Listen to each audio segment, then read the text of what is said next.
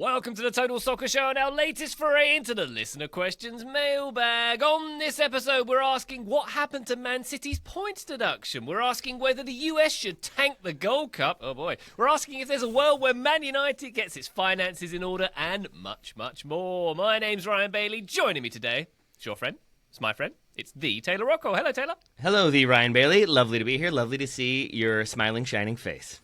Oh, thank you very much. And if you want to see all of our shining, smiling faces, by the way, listener, YouTube, we're on it. Graham's voguing right now. Graham Ruthven, hello, how are you? I'm very well, Ryan Bailey. Now that I've got my Vogue out of my system, I feel like I'm ready for today's show. Do you is that sort of a daily ritual for you? Yeah, brush teeth, done? Have a pee, do some voguing. Yeah, some like voguing in the morning, Macarena at night. How's it go? Sophie, my daughter, loves the Macarena at the moment. I've had too much of that recently, so no, that's out of my schedule. But once she's blown through that and she's on to, I don't know, like Olivia Rodrigo, once she's graduated to that, then maybe I'll bring back the Macarena in my evening routine. Yeah. All kids go through the Macarena phase, right? Right. It's rites of passage. Yep. Yeah. Very good. Joe Lowry's here. Hello, Joe. Hey, guys. I love the Graham Vogues every day. It's a Saturday morning. I can see it very, very clearly, him doing that every single day, even when we're not here. It just feels right. Graham, I also like how when your daughter takes an interest in something, that's when you shut it down. You got to do what you got to do. Like, got to keep them humble, you know? Exactly. Stay humble.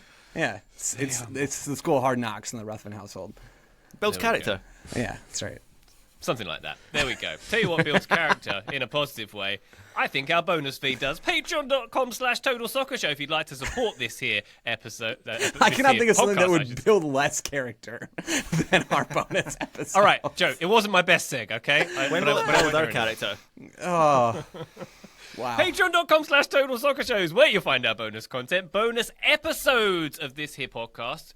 Featuring on the feed this week, we've had we've been putting together our USMNT 11s. You can go check that out. Also, bonus video content, possibly of Graham voguing. Who's to say? Also, access to our Discord server where all the cool kids are hanging out. Patreon.com/Total Soccer Show. Best way to support us. A please and a thank you. Right now, Taylor, it is our time to get to the listener questions mailbag. Are you ready? I am ready. I am prepared. I'm also sort of still murky on some of these questions, so it's going to be a good show. I'm excited. Oh, good. Comprehensive answers to these questions coming your All way. right. Eddie on the Discord has submitted this one.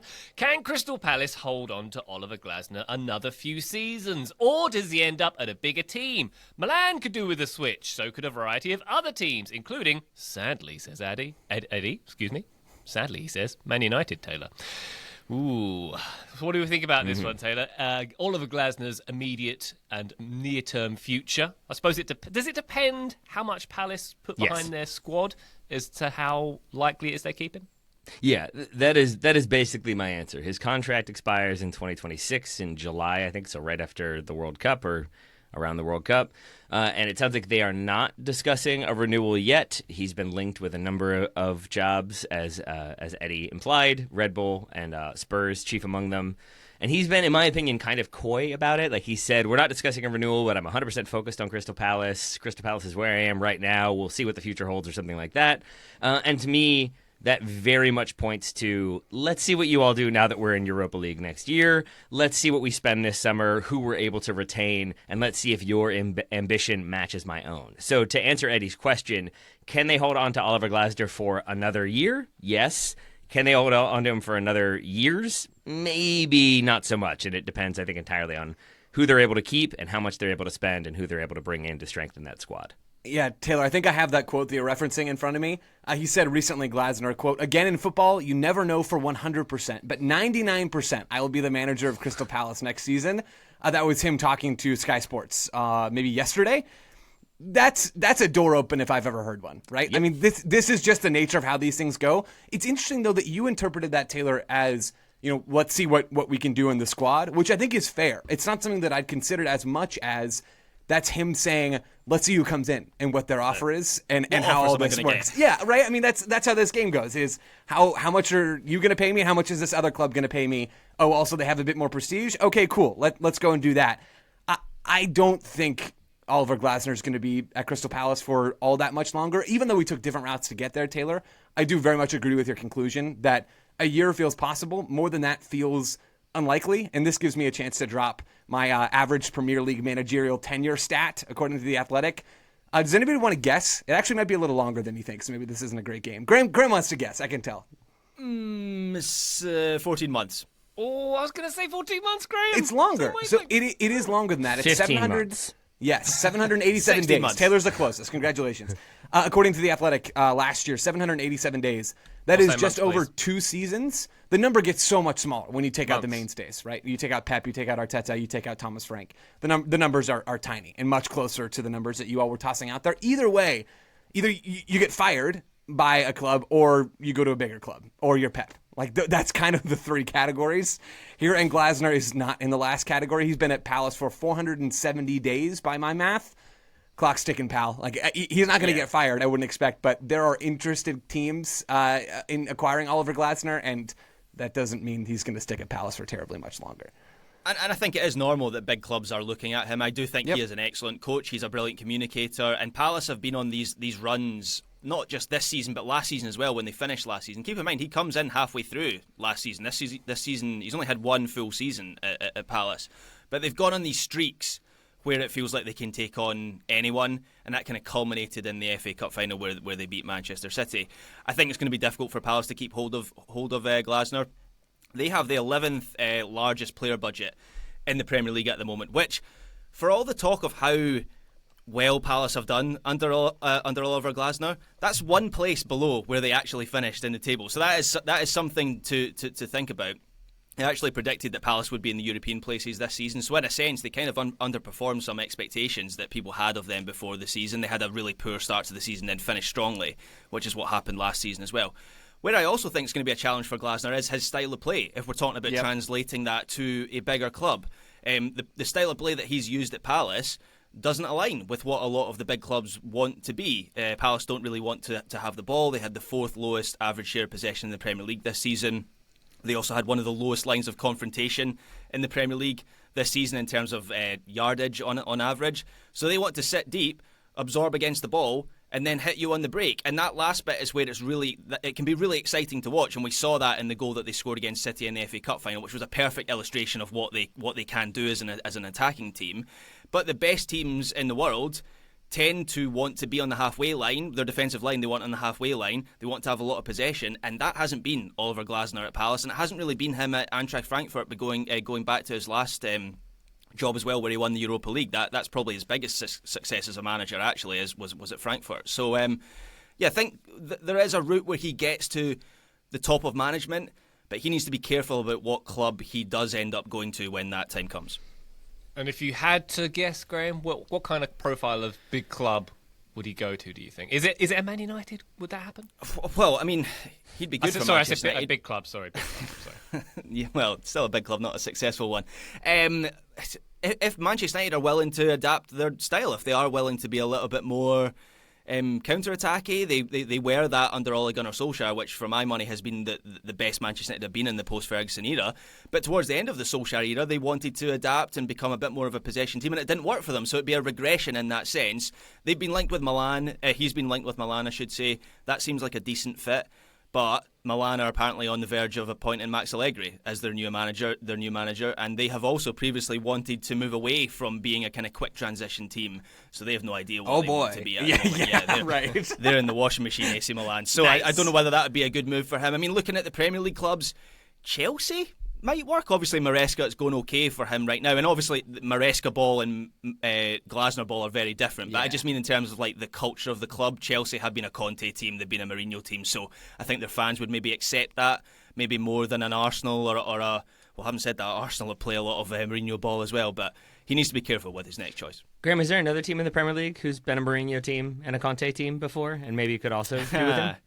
And who also played that way in a recent Europa League final. I mean, it did cross my mind. Spurs, if they were willing to go down that path, it might be a good fit. But the whole thing under Postecoglou was they wanted to be a more proactive, aggressive team, and they've not been that recently, of course. It's just whether they would want to continue on this slightly adapted Big Ange route and go with someone else to continue that.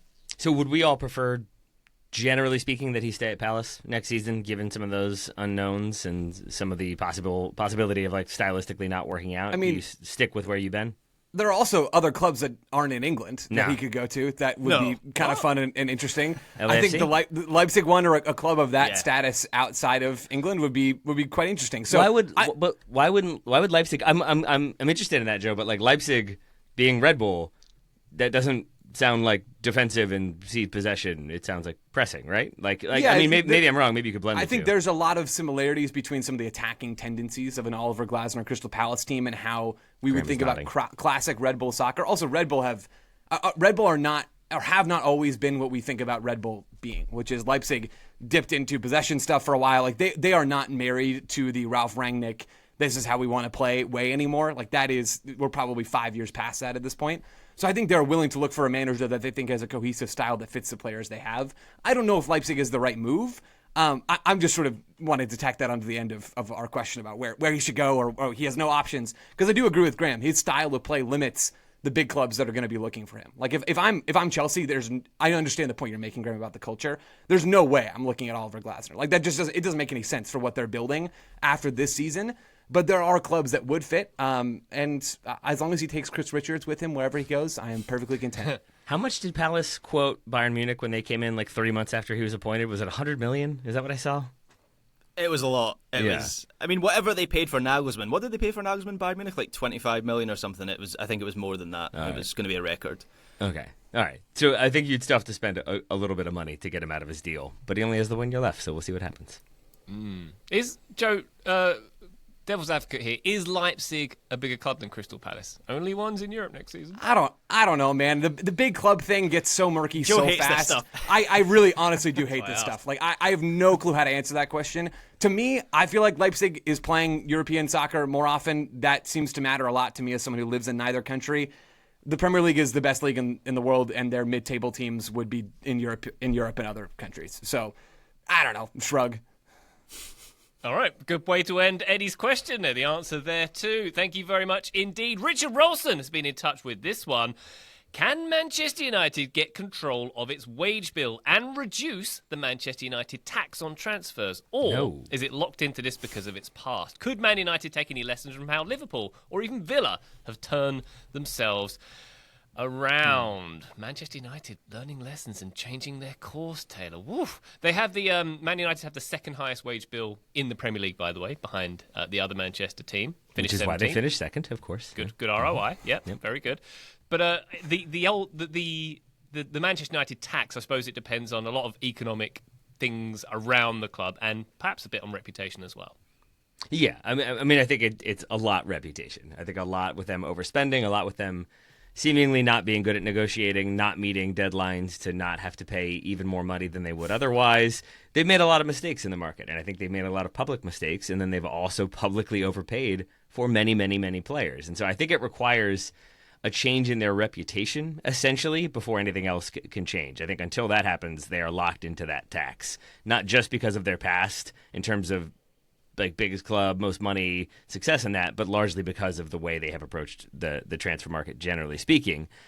I think if they shift towards buying youngsters, as they have, for smaller amounts, which they have, and then clear out the books, which they have not, and stick with that plan, which they have not, then that reputation starts to shift. And I think Liverpool is a great example of a club they could look to as having a ton of success, having owners who were not particularly good in Hicks and Gillette. Then you have new ownership come in, and I think the kind of narrative of Liverpool for a while is they're not going to break the bank. They're going to be responsible spenders. They have John Henry and Fenway behind them and Moneyball and the like, and so they're going to be very rational with their expenditure unless there's a person that they highly value, like Virgil van Dijk. And I do think they've been looser with the spending more recently, but I think once that becomes your identity, there is just an immediate acceptance, in my mind at least, that you're not going to be able to hit them for as much money. There's still going to be a Premier League tax. There's still going to be a huge club tax. But I think maybe clubs aren't seeing as many dollar signs in their eyes. They're not rubbing their hands together the way they are if, say, Manchester United comes to town. And so I think it requires a change in their reputation in the transfer market before they can stop getting hit for massive overpaying amounts. I mean, Jeremy Dorgu most recently in January is a player that Lecce signed for, I want to say, like $7 in a sandwich, and then they sold him for $40 million or whatever. That's true. It was a gold-plated sandwich. But like I think you're still seeing it even with some of those like lesser-known players, less experienced players, younger players. So I don't think that changes anytime soon, in my opinion. Yeah, I mean, we're recording this as Manchester United are about to sanction or already have sanctioned a £62 million transfer for Matthias Cunha, which is his release clause, but it seems like they are bidding against themselves for that deal. Like, they could feasibly negotiate that down, right? $62 million. I think there's a world where Cunha's actually a decent player for Manchester United, but $62 million seems they tried over the top for him. Did they? They tried to ask if they could pay it in installments, and they were like, "Nope, a release clause is a release clause. Pay the money." We don't take Klarna. Exactly. Will responded. But so I don't have a huge amount of faith that is going to change for Manchester United. Liverpool are a really interesting example because Ryan, you said they've got the second highest wage bill in the Premier League. I also found that and cited in a lot of lists. I also found, you said Manchester United have the second highest paid wage bill in the Premier League. I found some other lists that had Liverpool as second, including one that was cited in an article by The Athletic.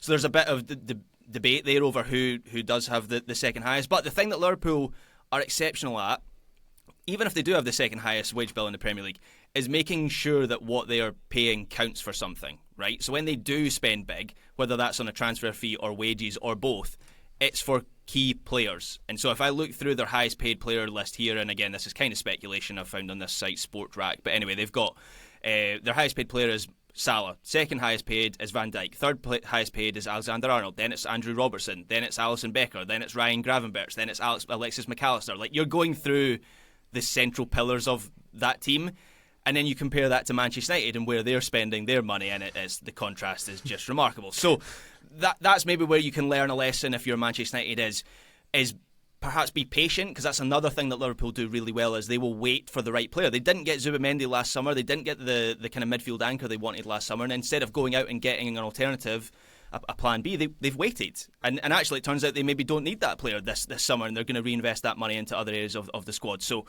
Manchester United are in this weird catch-22 where they need to improve quickly, but equally trying to do everything all at once is probably going to be detrimental. Joe, I think I've thought of a way that Man United can get its wage bill under control. Hear me out, don't leave. Go on. Relegation. What do you think?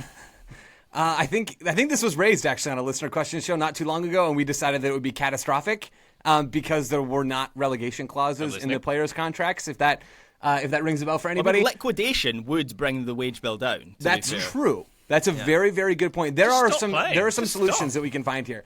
They have stopped playing. Can I go back all the way to the premise of this question? Because I mean, I'm guessing we've all picked it up from context. Can someone define the Man United tax for me? Like, I actually had not really heard of that before. And I assume it's just them having to pay more for players. Is that what we're talking about here? Yes. It's exactly that. I'm a Portuguese team. If I'm going to sell to Aston Villa, it's this price. If I'm going to sell to Man United, it's this price plus 25%. Sure. Perfect example is Rasmus Højlund. Apparently, other Italian teams were interested in Rasmus Højlund. The price they were being quoted was like €50 million. All of a sudden, Manchester United are involved in the bidding war. They end up paying, what was it, like €80 million for Rasmus Højlund? Yeah. Yikes. Oh, Højlund, not Holland. Shoot.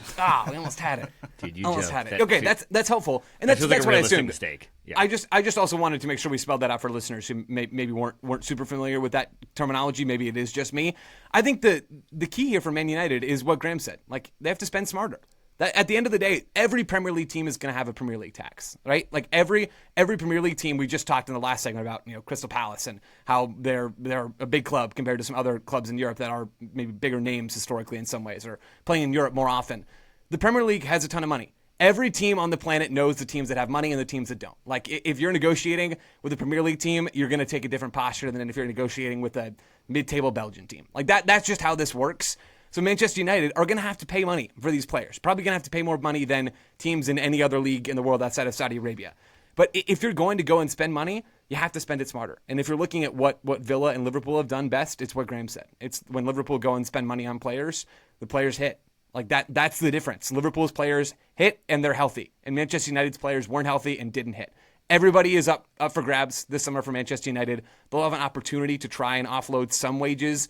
They're also due to pay a bunch of installments on transfer fees. Financially, things are not good. But you have to start finding players that cost a little bit less that are actually going to play for your team and contribute in a positive way. Like that. Those are the lessons to be learned.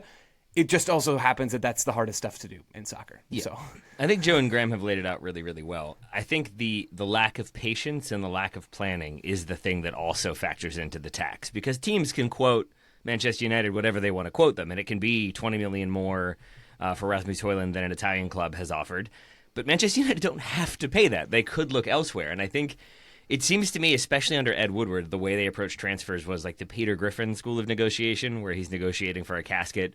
He's quoted $2,000. He offers $20. Sir, it's $2,000. $40? Sir, $4,000. Like, that's twice the sure. Like, that seems to be the way Manchester United approach this. They try to lowball. They think they're kind of the big guy in the room, and then as soon as the club is like, no, we want $30 million more than that, they panic, say no, then come back like a month later and pay more than that is often the case. I don't know how. And so they don't really seem to have done that that plan. twice. Notably, for Harry Maguire and Anthony, they did that twice, where they ended up paying like 30 million euros for each player over. Yeah. Sancho as well, I believe. So it's like a recurring thing with them that they tend to overpay even after that tax is applied. And so I think that planning and that patience and that discipline to just be like, all right, we didn't get our guy, we'll get the next guy, and we're fine with that. That's kind of the mentality I think you have to have, or it's we'll wait until that price comes down, which I guess they did do with Sancho as well. So mixed bag in the end. Where that is difficult, Taylor, and look, I'm contradicting my own point here where I said earlier they need to be patient, is here's an example. Adam Wharton. I look at Adam Wharton and think Manchester United, he is perfect for what Manchester United need. If there's the opportunity to, they should wait for him. But he'll get an offer from Man City or Real Madrid. I think he's good enough for that sort of level. And then why would he go to Manchester United when he could go to Man City? Liam Delap, apparently just before we started recording, is on his way to Chelsea. Now, I was open to the Liam Delap deal, even though I don't think he is going to be Manchester United's Erling Haaland. At £30 million, that was a good price point for Liam Delap. But there's so much competition that Manchester United have now lost out on him. So that's where it's difficult to balance being patient and actually doing something to improve your team. Well, to beat that competition, they should just pay more than the other people then, right? Sure, we've come full circle. Good, excellent. All right.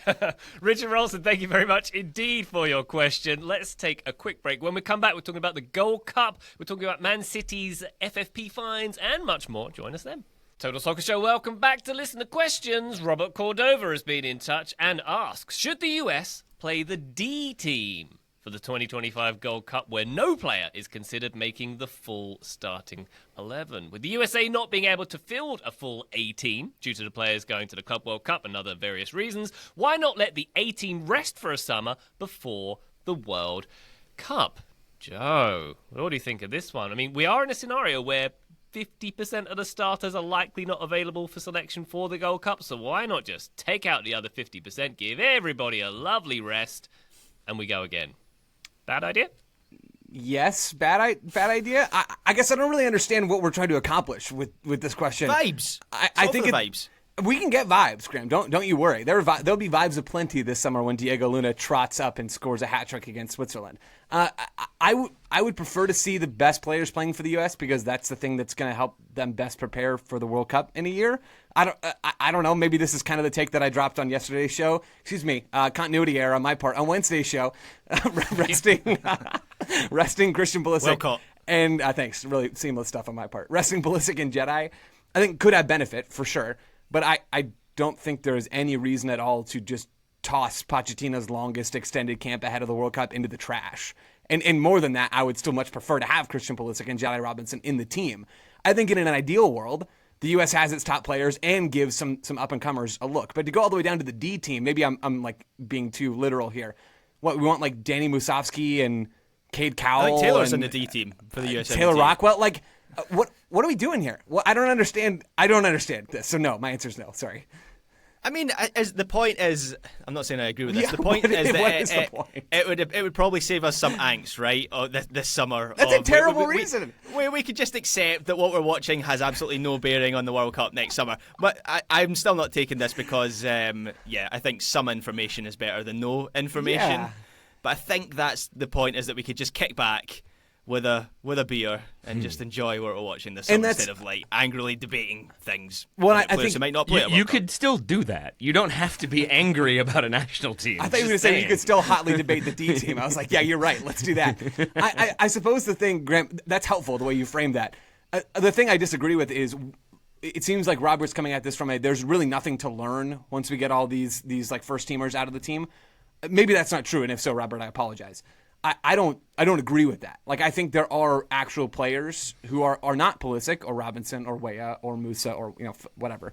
There are actual players who could really help the U.S. in 2026. And then I think the nuance here is those players still could have gotten a look if Pulisic had been in camp, but he's not. And regardless, there are minutes up for grabs in this team in general. Pochettino really changing a lot of the kind of the middle of this roster. There are opportunities for guys to come and step up. So I don't even think we need to have a fake debate. Like, we can have a real debate about whether or not Quinn Sullivan can help the U.S. because they don't have any winger depth, or whether Alex Freeman can go in and play real minutes. Those are legitimate, impactful conversations that will play out next summer as well, because some of these guys are going to be in that squad. So I think I just disagree sort of maybe with Robert's read of where the roster is at the moment. So, yeah, don't do the D-team thing. Yeah. I mean, the comparison, I guess, is out of the January camp. We're going into that camp. I didn't have a huge amount of enthusiasm. Did any of us have a huge amount of enthusiasm for that camp? If we're being real, but coming out of that camp, we did get a couple players that rose to the top of that team. And Diego Luna comes out of that camp, and now at this point, might be a starter at the World Cup next year for Pochettino. Patrick Adjman, probably not going to be a starter, but certainly could be part of that pool. So there's always opportunities for players to make their case. And look, maybe it was, I said last week that the omissions changed the framing of the Gold Cup for the US, and for me as like an analyst, I guess. I mean, there's still stuff. Maybe that was a little bit too much of an emotional take, to be honest, at the time, with the disappointment, the players that pulled out. I mean, you go through this squad, there's still like half of the team there. Like, Balogun's going to get minutes as the centre forward. Luna's going to get minutes. I mean, central defence, which is such a big issue for this team, or has been a big issue for this team. We could still come out of this tournament where Chris Richards and Tim Ream have forged a centre-back partnership, and we come out of that tournament and go, right, well, that's the centre-back partnership for the World Cup. So there's still a lot that we can learn from this tournament. Taylor, are we underestimating the true value of rest and recuperation from a physical and mental perspective? I'm just putting it out there that if we did go the D team route, then we're giving the top players several weeks off, and they probably haven't had that in years. Yeah, that's got to be valuable, right? I think so. I think, yes, we tend to underestimate that because there's the feeling of, especially in America, you get your like couple weeks paid vacation and you're back to work. Why are these millionaires who are young and have, not public chefs and like not public trainers, like they're doing fine? But I think in reality, the demands of a season, the rigors of a season, travel, all that stuff combined with playing through injury, as a number of players do, I think it adds up. And I think a lot of players, even like at an amateur level, will play through an injury with an idea of, then there's going to be an off season, I'll have a month or two off and I can kind of rest up and recuperate and come back in. If these guys have that approach with their club, they're basically running then right up against playing for the national team. So yeah, I think there's probably an argument that these players do need more rest, and it's a thing we've talked about many, many, many times. The unfortunate situation is just that the U.S. is in such a chaotic situation. The U.S. men's national team, I should say, is in such a chaotic situation right now. You can just say the U.S. is in such a chaotic situation. Yeah, that stands. Basically, the U.S. women's national team is the one that isn't. And I think that's kind of what I connect this to, is if you are in a situation like the U.S. women's national team has been in at various points in its recent history, when you have so many very talented players who have been there for so long, that there is a feeling of like, we maybe need some fresh blood, some new legs. And so maybe if you had an established 11 or an established 18, you give all of them a summer off and then you see what the youngsters can do and the newbies can do. But it requires you to have that level of consistency and chemistry and stability, I think. And the U.S. men's team just has not had that and does not have that. So I think then going with the D team, it just kind of furthers a negative narrative. I think if we're going to do that, my solution is we go with like the Twitter team for this summer. And because there were the rumors yesterday that Ronaldo might join Inter Miami for a 1 month loan spell to play in the Club World Cup. I can't believe that is actually a reality or possible. But I love the idea, let's get Jose Mourinho on a 1 month deal to coach the Gold Cup. Let's get John Brooks in there, Joe Scally, Josh Sargent, Ethan Horvath, John Tolkien, Gio Reyna. Let's just get all of the players that whenever a roster is released, and anytime a player has been there's been a response of why no blank? Put that person in the team and we see how they do. I'm up for it. Sounds good. Okay. Timmy Chandler is the captain, I think. Why no Fabian Johnson, Taylor? Exactly. Yes. Sure, he retired 5 years or so ago. Aaron Johansson, why isn't he getting a call up? Why no Novakovic in this team? Makes me sick. All right, Robert Cordova, thank you very much indeed for your question. By the way, I'm glad that this week's episodes have given us not public chef and go faster boat, or whatever it was. We've really added to the lexicon this week. Excellent stuff indeed. Patrick on the Discord has come in with this one. A lot of podcasters and writers, although not TSS, says Patrick, were talking this season about Man City getting a massive points deduction and maybe being relegated to the Championship. But all that seems to have dried up. Did the case against them disappear when I wasn't paying attention, says Patrick? Or did City's fire truck of lawyers just put it off even longer in the hope that everyone forgets how completely they violated the FFP rules? Ryan, Taylor, can I say, this is one of the ones where I was like, I think I have an answer. I don't know. But the way this topic is discussed online since March, it had me 5% expecting that a hand would just appear off from the side of your screen and just pull you away, and then the question wouldn't finish being asked. Because I don't know the answer to this one. It feels like everything has gone quiet. It feels like a lot of journalists have been very sternly briefed about what to report and when and how to discuss this, and as a result, I think it has led to a lot of speculation because we don't have a timeline of when things are going to happen. And so that timeline is, I think, estimated, and one report I think will catch fire. And so in February it was we're going to hear in March. In March it was we're going to hear in April. Yeah. Then it was we're going to hear in the summer. Now I think as of last week there are reports that it might not be until 2026 that we hear anything. My assumption is that there has been a decision, or they are close to reaching a decision, but there are still challenges and counter challenges, and I think there is still a ton being done, likely from Manchester City's side, to slow things down and keep things kind of stuck in the mud so that we can't really move forward or get any clarity on the situation. Yeah, so that is basically what is happening. A little bit more detail on that. So the 10-week hearing with the independent panel, finished in December. So the case has been with the Premier League and its lawyers since then. And you're absolutely right, Taylor. A couple of months ago, there were whispers that a judgment from the Premier League was imminent. There was reporting about the reporting that Sky had briefed its journalists and pundits to maybe stay away from certain topics. My read of that was they were just preparing in a legal sense for any outcome. I don't think there's anything kind of murky going on there. I don't think Sky or their pundits know which way this is going to swing. The latest reporting from Caveat at Sky is that there has been a delay relating to an objection Man City have raised with the documenting of the hearing. Basically, it sounds like they're arguing that the minutes from the hearing aren't correct and they want them changed. So that reporting that I read from Sky is that it will be summer at least until we get a judgment from the Premier League. That was a few weeks ago. It's now June is this weekend, so I don't know whether that's been pushed back even further. And then even when we do get some form of judgment from the Premier League, there will almost certainly be an appeal from either side, whether it's from City if they end up getting a punishment, or from the Premier League if City are let off the hook. So, yeah, this has got some way to go. And just very quickly, a quick clarification on, because I do think this is important, on what City have actually been accused of, because Patrick says that they violated FFP rules at the end of his question. So Patrick might be talking about the UEFA case against City, that is what happened. They violated FFP rules, and City got out of that due to the time bar. Yay. But the Premier League case relates to charges between 2009 and 2018, which is pre-PSR, and that is why this has taken so long, and it's why other clubs have had points deductions, because there is a rule book for PSR that the Premier League uses to judge those cases. The problem with City is that these are charges related to, there's 115 of them, so there's a lot. But largely speaking, it's related to associated party transactions, which is basically accusations that they are inflating the amount they're getting from sponsors owned or linked to the ownership of Manchester City, and also accusations that the financial information Man City reported wasn't accurate.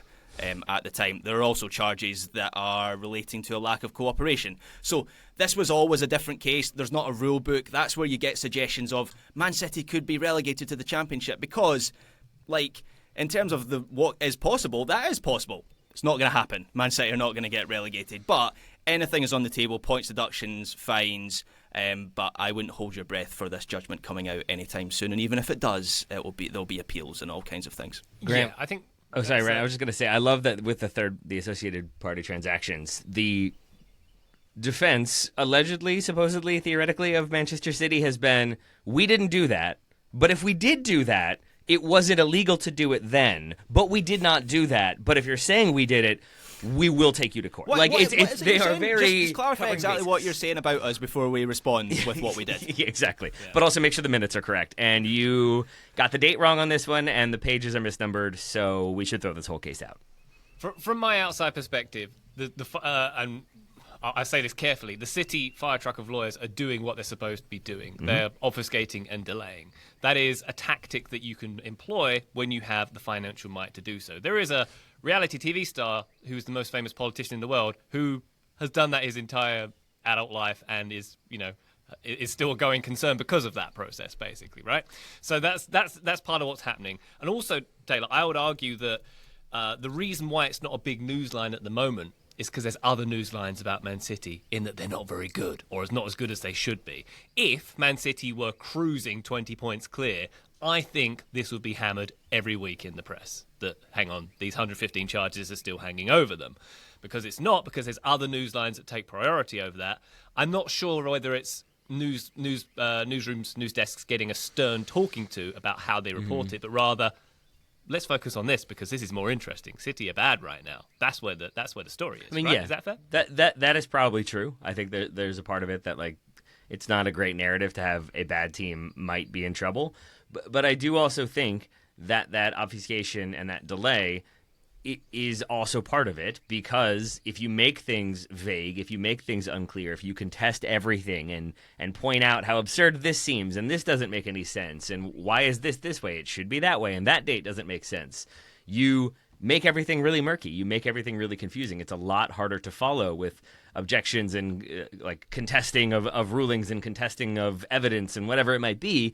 If you just slow the process down, you make it harder to follow on just a like logical level, but you also make it look a little bit more shambolic. But like I think this was the OJ defense, is basically slow everything down, contest everything, make everything look like it's unreasonable and absurd.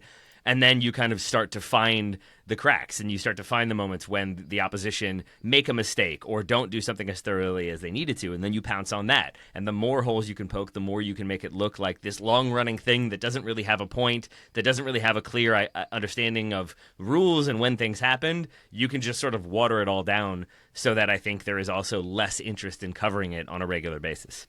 Yeah. Joe, any thoughts on this one? Not really, to be honest. I think we've covered it well. You don't want to weigh in on OJ? No? Oh, I mean, I have like hours on that, so Yeah, we can hit that on Monday. Okay, well, maybe on TSS Plus we'll put the more litigious stuff on there, Joe. We can Totally. expand on the bonus feed. Very good. Patrick, thank you very much indeed for your question there. We take one more quick break. When we come back, we are finding the most forlorn club in soccer right now, and we're looking at our favourite cult heroes. Join us then. Total Soccer Show, welcome back to our listener questions. Christian Close has been in touch and asks, is Coventry City the most forlorn club in soccer right now? After 3 consecutive seasons of glory, evading them in either the cup or playoff competition during matches they arguably should have won. What are some other examples of teams who should have made it but didn't? He doesn't mean clubs that were good on paper and didn't produce. He's talking about those who did just about everything right, but in the end success was cruelly ripped away. It's a very good question, Graham. Where did your answers lead you here? So, first of all, I'd kind of forgotten that Coventry City, the FA Cup example that Christian is talking about with Coventry City, it's because this happened when I was on holiday, so I wasn't actually kind of watching it live. But that Man United FA Cup semi-final was so close to being the biggest bottle job in history, in soccer history. Sorry, Taylor, I really don't do this deliberately, but the questions just lead me there. I feel like you do. I feel like when you apologize every other show for not meaning to do it, it starts to feel like maybe it's intentional. Yeah, maybe it might be onto something. Maybe there's a subconscious effort. But yeah, Coventry City are certainly, I like the word forlorn. That's a good word to use in that case. But Atletico Madrid are up there. 2 Champions League finals that they have lost, and the fact that they have lost them to Real Madrid just adds to the sense that they will never get over that line. I'm kind of changing gear here from Atletico Madrid, but there was a good period where it felt like Preston North End were going to go up to the Premier League. They were always in the playoffs. They lost the final in 2001 and in 2005, made the semi-finals in 2006 and 2009, and then just kind of like drifted and faded away, and they haven't been at that level again since then. A couple other examples, Ten Hag's Ajax team, I think, is up there. They were about 20 seconds away from a Champions League final. They beat Real Madrid in the Bernabeu. They knocked out Juventus. They had this team of generational youngsters, De Ligt, De Jong, Donny van de Beek. Played some really great stuff, and because it was Ajax as well, there was a romance to it, but then they got picked apart. And even after that, Ten Hag has another good Ajax team that falls by the wayside in the Champions League a little bit earlier than you would have expected. And then on the other side, just finally, on the other side of that Ajax story, Poch's Tottenham. I loved watching that team, and I think because it ended so abruptly and maybe with a little bit of toxicity with how Pochettino left that club, I think people forget just how good that team was. They played modern, exciting soccer. They had an engaging, charismatic manager. They found value in the transfer market as well. They did a lot of the same things that Liverpool did at the time and have done for a long period of time under FSG. It's just that Liverpool were a bit better at it, and they lose that Champions League final to Liverpool, so there's some poetry in that. But yeah, Poch and Spurs, they never got that moment of culmination, and that is extrapolated out into the discussion around Pochettino going back to Spurs. That's like a big part of that's the driving force behind that rumour, is that maybe if he goes back to Spurs, he'll get that moment of glory, because the first iteration of that team never had their moment. Joe, any nominations for this one? This is a bad nomination, I want to be clear, but it's the thing that came to mind for me first in answering this question. It's Bayer Leverkusen falling short of their invincible season last year when they lose in the Europa League final. It doesn't fit the Coventry City box. Like they were a very talented team that was good on paper. So I don't know that this really fits Christian's question. But a 51-game unbeaten run ended when they lost that Europa League final. Fast forward to now, and their coach is ripped away from them by a club that has more money. And it's pretty easy to see how this story ends. For Bayer Leverkusen, it ends with them, probably dropping down to being a fringe kind of top 3, top 4 team in the Bundesliga in the next 5 years or so. That it hurts. It hurts when that stuff happens, but that is the nature of the sport in 2025. Leverkusen's run ending was what came to mind for me first. The other one, I'll toss one American soccer one in here. Again, another good team that fell short. LAFC, back in 2019, when they set the points record, and Carlos Vela is having the best season in MLS history. Vela retired earlier this week, by the way. Congrats to him on a great career. LAFC were dominant, like the best team I'd ever seen in Major League Soccer by a lot, and maybe still the best team MLS has ever seen. They end up losing in the route to MLS Cup. They lose to Seattle in the Western Conference Final in 2019. I remember watching that game, and it felt like LAFC were almost unbeatable in a way that no MLS team had been up to that point, and they were not, as it turns out. So Seattle ended that run, ended their chance to do the real double there, the most important one of the Shield and MLS Cup. I remember thinking that LAFC was going to cruise, and that's not what happened. Taylor, any thoughts to add here? Yeah, one that I think, like similar to Joe's Leverkusen point, like isn't fully the Coventry City, but comes close in my mind, is Borussia Dortmund. That's the Bundesliga club I thought Joe might go for. Because we go back, they win the title in 2010, 2011, then they win it in 2011, 2012. And so like right there, they've won the title. But since then, it's a lot of runners-up. And they win that 2011, 2012. They win the double with Robert Lewandowski scoring a hat trick against Bayern Munich in the DFB Pokal final. That is how they do their domestic double. How can it get any better? And the answer is it cannot. Because after that, they are runners-up in the Bundesliga. They lose the Champions League final the next season to Bayern Munich. The season after that, they are runners-up in the Bundesliga to Bayern Munich. They lose the DFB Pokal final to Bayern Munich. And then Lewandowski leaves for free in the summer, and it kind of continues on along that path. I think they've been runners-up in the league 7 times since the last time they won it. But at the same time, they've done some smart stuff. And so you go back to like around that time period when they start to finish runners-up. They sell Nuri Sahin for 10 million euros. They replace him with Ivan Perisic and Ilkay Gundogan for less than that amount. Sell Shinji Kagawa for 16 million. Bring in Marco Reus for 17 million. Sell Götze for around 40 million. You bring in Mkhitaryan and Aubameyang for the exact same amount. Then you sell Mkhitaryan, Hummels, and Gundogan for 100 million. You sign Ousmane Dembele, Andrea Schürrle, Rafael Guerrero, Alexander Isak, Mario Götze for the same amount. And so they make smart signings, but they make smart sales. Massive profit on Dembele, on Aubameyang, on Haaland, on Bellingham, on Sancho. So they're doing a really good job of recruitment and sales and then reinvesting that money while at the same time bringing through academy products like Christian Pulisic, Jakob Brun-Larsen, Gio Reyna, Jamie Gittins, just to name a few. So there is an idea that the academy is working. The transfer side of things is working both ways. You have some established managers in there as well, from Jurgen Klopp to Thomas Tuchel. And then it gets a little bit more of a hodgepodge from there. But I think Lucien Favre is long tenured in there, and Terzic as well. But it still feels like for all of that, they're finishing runners-up to Bayern Munich in whatever competition they're in. They're never quite getting it over the line, including when they lose the Champions League final more recently. So I think there's an idea with them that after those couple of years of success, it's been a lot of nearly but not quite, and that has been what we've come to expect from them. When there's that title-deciding clash between them and Bayern, we kind of always assume it's going to end up being Bayern winning like 4-1, and more often than not, that's how it plays out. There we go. So Christian's question asks who the most forlorn club in soccer is right now. Mm-hmm. So I'm going to give you a nomination which I would like to put down for this week in particular, and that is Walsall, who played AFC Wimbledon at Wembley this past week. They are forlorn. I don't know if I explained it on the feed, but Walsall absolutely dominated League Two this season. They were 15 points clear in January. They had a striker called Nathan Lowe, who was their top scorer. He still is their top scorer for the season. He was on loan from Stoke. He got recalled to Stoke at the start of January, and they immediately stopped winning. They went from being top of the league to say 15 points clear. They finished 1 point outside automatic promotion places, and then they lose the playoff final to Wimbledon. I would suggest that is one of the biggest bottle jobs of the season, and that they are certainly quite forlorn at this point. They had everything, and they just had a very, very, very bad second half of the season.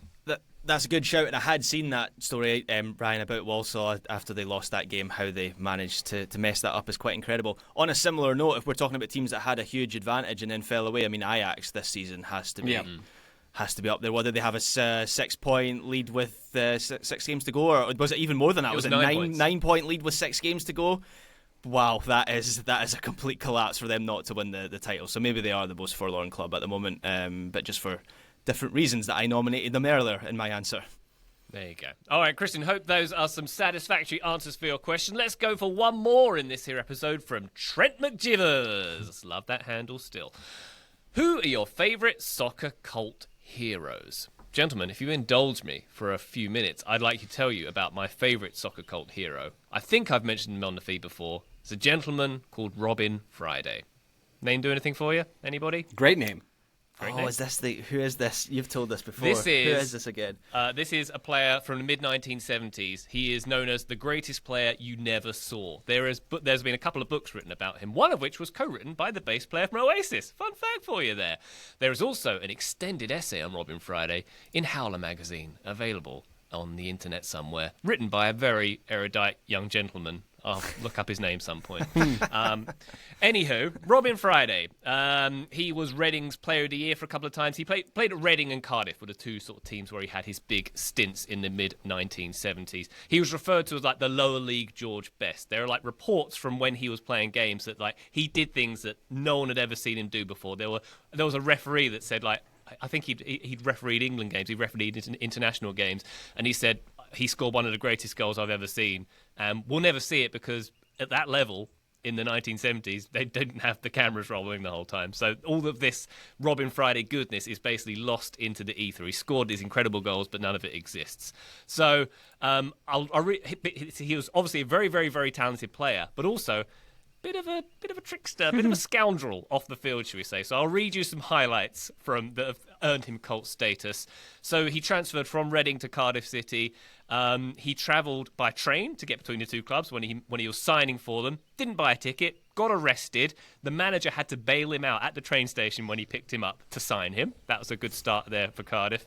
After he played in the Welsh Cup final, he was found naked on a hotel snooker table, throwing balls around. He was quite drunk at the time. Naturally. He once brought a swan into a nightclub. Oh, who hasn't? Who hasn't? right? Whomst amongst us. He was playing a game against Brighton, famously playing in a match against Mark Lawrenson, who you may know as a pundit these days. He got a red card for a foul on Mark Lawrenson. He didn't like the circumstances in which that happened. So before Robin Friday, after he left the field, but before the game had finished, Friday allegedly went into the away dressing room, found Lawrenson's kit bag, and left him a present. Oh dear. Which, yeah, he pooped in his bag. So that was something that he did. Didn't have to explain it. We all got it. I thought I'd just lay it out there. There is one of my favourite bands are called the Super Furry Animals. They're a Welsh band. They have a 1996 single called The Man Don't Give an F. It's a really good song, one of their best songs. He is on the cover, flicking the V during one of the games. He's like a big cult hero in Cardiff, in Wales, and in Reading as well. He was voted all-time cult hero for both Reading and Cardiff in the BBC poll. He's been inducted into respective halls of fames. Also, there's loads of other things I haven't even touched on. Like he had a fairly troubled childhood, I think.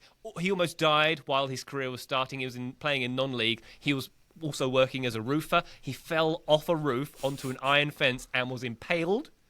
He still played again 3 months later. Yeah, that's rough, right? Yeah. And I'm very sad to say the Robin Friday story ended in 1990 at the age of 38 when he passed away of a suspected heroin overdose. Robin Friday, everybody. Robin Friday. All right, That's so gonna that's pretty take much some impossible to beat. Yeah. That's a bummer. That's a bummer of an ending. Yeah, a little bit. Ryan, do you think that part of the myth making there is that there isn't footage of him? Like, I wonder if with some of those goals or some of those runs, if you had the footage, if you'd be like, yeah, that looks like kind of like an average run for the present era, but because you don't have that, it's like you watch old create NBA this... players, Yeah. and they're like bouncing the ball up and down to shoulder height, and shuffling their way to the basket. He was the craftiest passer in the league. And Yeah. it's just Calm down, like Bob a Cousy. push Like, pass. It's possible, Taylor, and it's possible a lot of the off-field stuff is apocryphal and kind of embellished. That is possible, but I suppose it's all been pieced together by first-hand evidence. George Best, I think, had played against him once and said, like, "Fair cop, you're me, but in a rubbish lower league team," was words to that effect. So he has, from his peers, from fans, from like pundits, it was generally he was revered on the field, should we say? But I think it's a classic example of someone having unlimited talent and potential, but kind of squandering it because of his off-field proclivities. Another thing George Best can understand, depending on the phase of his career, Best might have also been playing lower level at that point. So maybe he shouldn't have been throwing stones about you're the lower level. Well, I think, maybe Fulham, and who might have been second tier at that point, if I'm not mistaken. It might have been the Rodney Marsh kind of era as well. Tobermoor United FC of the Northern Irish Premier League. That doesn't feel like where I expected George Best to end up. Don't diss the Tobermoors. I never will. I never should want to. For me, I've got 4 or 5 names, none of them coming close to Robin Friday. On the personal one, I've talked about him before. The first name that came to mind is Federico Macheda for scoring that goal against Aston Villa and basically winning Manchester United the title. I think he has cult standing in terms of that one specific moment, in terms of a performance in one specific competition. I've talked about him before as well. John O'Brien, that might be more of a me thing, but for like that 2002 squad and seeing a guy who was starting regularly for Ajax when that was an even bigger deal, still a big deal now, but an even bigger deal back then, and feeling like, oh, Americans can go abroad and play in Europe and not like have been born there and not be dual nationals. He can just go and find success. But then for what happened afterwards and for the injury kind of plagued aspect of his career, I think he gets cult status. For me, more Manchester United players would be Eric Cantona and Dimitar Berbatov. Both very good. Both have like different sort of reasons for the brevity or for the lack of maybe memory of their time in Manchester United. Eric Cantona there for a shorter amount of time than I think people would assume. Dimitar Berbatov has those weird kind of flare-ups of importance, but then his off-field smoking and squirrel talking and just like the strangeness of both of them, I think, cements them as cult figures. And then from a longevity standpoint, from a sort of like sticking with the one club, being there, is Francesco Totti, who I think is a club figure or is a cult figure for Roma, remains one. I think also because he doesn't do the De Rossi and go to another club. He doesn't do the greatest manager of all time, De Rossi, and then manage Roma and have that not work out well. He's a director, but when he does sort of like flame out and depart the club, he holds an hour-long press conference where he kind of goes through the litany of reasons why he's leaving and why it's the owner and the front office director who are responsible, and that isn't really, I think, explaining away any mistakes on his part, but sort of like holding like truth to power or speaking truth to power. Like that is kind of the impression I got from that one. And so even there, it's sort of he's serving the club more so than leaving or serving them in a bad way. So I think Totti has some cult status for Roma supporters and for me as well. Would it not have counted when the reasons he was leaving? That also he was like 40 at the time. Well, I'm talking about from when he became director of, like, I think he was sporting director for a period of time, and then he leaves that after like a year, and that's when he talks about the mistakes that have been made, not being included in decisions, how he, who's been there for forever, doesn't feel valued by the ownership and the like. So some aggressive call-outs there at the end. Fair dues. All right. Any more cult heroes? Any more for any more? Go, Graham. Yeah, Duncan Ferguson's top of the list for me. Big Dunk. He's from Stirling, so there's that. But I find the whole sort of like... I don't know, how would you describe it? The hard man bit really funny, as weird as that sounds, because he has spent time in prison, and so that's not like you would think on the face of things funny, or you wouldn't think that he's a good guy. But I always think he comes across as like very warm and very introspect, and like lessons that he's learned, and I think he'd be good company for a pint. And he's got a new book out, so he's been on lots of podcasts and TV shows recently, and yeah, he's like the classic 90s hard man. I was so sure you were about to launch into a promotion of this guy's book. I was so sure. And Duncan's actually going to be on the show on... No, all right, cool. Who do you think I am? Ryan Bailey? Gotcha. You don't get a plug out of me that easily. So yeah, Duncan Ferguson was top of my list by quite a distance. Another Scot. Can we nominate players who are still playing? Is that a fair game? Or right? Yeah, John McGinn is surely... John McGinn is like classic cult hero stuff. From a Scottish point of view, I don't know whether he qualifies, because he will go down as one of our best ever players. But like the dancing with the Bavarians at the Euros, and like whenever he gives an interview, he's just some boy, John McGinn. The backside, he's got it all. So John McGinn makes my list.